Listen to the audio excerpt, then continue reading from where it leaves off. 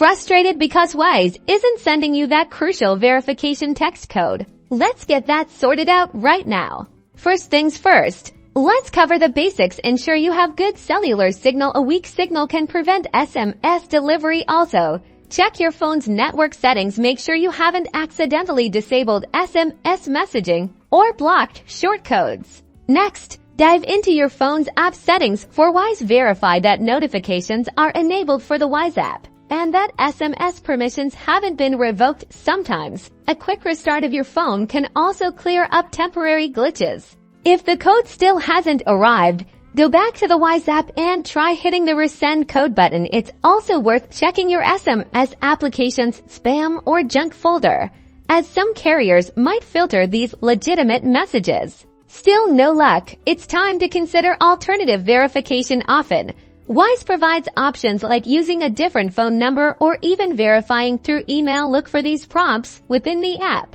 Worst case, it's best to directly contact Wise customer support. They can investigate issues specific to your account or provide alternative verification methods, such as a manual review or a phone call. By systematically going through these steps, you should be able to resolve your Wise text code issues, regain access, and get back to managing your money efficiently. Thanks for watching.